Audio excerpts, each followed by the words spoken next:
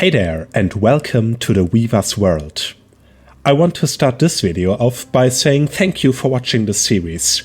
This is the last video I have planned for this, at least for now, so I think this is a good moment to do so. We went from a very basic idea about the forest to, well, a fully fleshed out adventure, and we can be proud of that.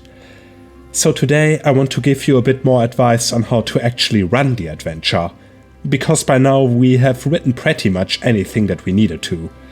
But running an adventure is actually another thing entirely, so let's get started. But before we do, if you found this video helpful or just want to help out my channel, consider pressing the thumbs up button and subscribing to my channel. You can also leave a comment if you want to. All that really helps.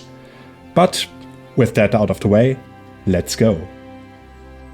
The difference between, let's say, a novel and a TTRPG adventure is interactivity. The players will have their own ideas about what all of the plot points, hints and stories you have given them mean, and they might, and most likely will, be a good deal different from what you expected. How do you deal with that? I know, it sounds daunting, but allow yourself to go with the flow. There is an old saying among experienced game masters: no plot survives encountering the player characters. If they get too much off track, you can try to reel them back in, of course, but railroading them is not what you should do if you can avoid it. I'll share some tricks with you that I regularly use with my players, so hopefully you can learn something from them. And if you have tricks on your own, be sure to tell me. I always love learning new stuff. My first suggestion is something I often call the Rubberband plot model.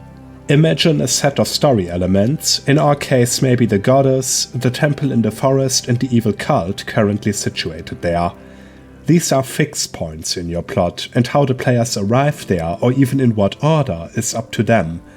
They can go their own ways about this, develop their own ideas and have fun exploring, but in the end they will end up where you need them to be. Like a rubber band that no matter how much it gets stretched, snaps back into its original shape eventually. Maybe you need a bit of creativity to get the characters from their path back to what you intended, but as I have said a number of times during these videos, creativity is something you can train.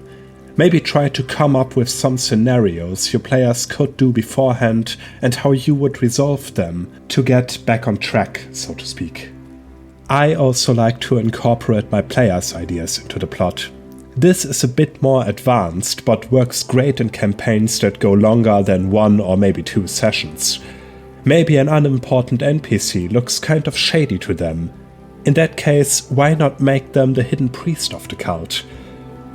Or the players believe, for whatever reason, that the cult is covering up an even greater mystery. In that case, you've got the perfect ingredient for a larger plot on your hands.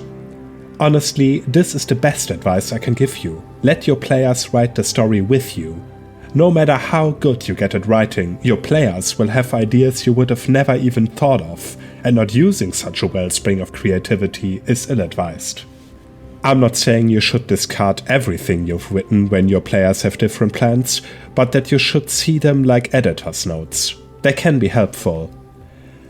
A bit like the Rubberband plot model, you could also have some things the characters will encounter no matter what. For instance, let's say there is an NPC they encounter in the forest who was held captive by the cult but managed to escape. Originally, the players should have met them in the forest, but if the players decide for whatever reason to not go there, the character simply arrives somewhere else. This allows for your players to explore the world around them while still driving the plot forward. Should they still decide not to follow the plot you have laid out for them, well, then you can of course try to gently steer them into that direction by tugging at their personal plot points. After all, they became adventurers for a reason. If all else fails, remind them of that, but I never had to do this in all my years of game mastering.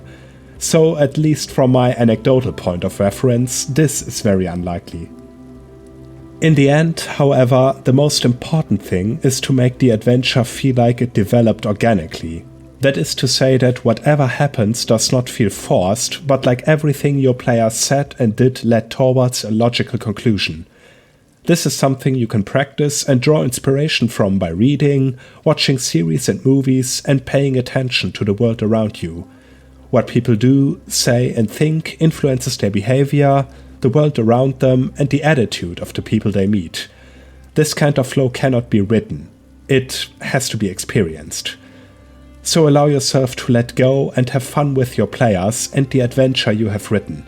Don't try to overthink things, just go with what your players give you and what you want to do next. That way, you will gain experience and eventually find your own style, which will feel much more organic than anything else you try. Using others as a point of reference is a great way to learn, of course, but don't ask yourself, what would this person do, too often. Writing an adventure and running an adventure go hand in hand, although they are vastly different. It's true, no written plot survives meeting the players, but that's not what it should do anyway. If everything went according to plan, life would be dull and uneventful. Embrace the chaos your players bring into the plot. Have fun with it. And they will have too. That is my final advice to you, and the most important one of all.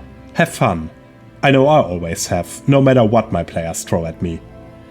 So, thank you for listening to me, and I hope you learned something.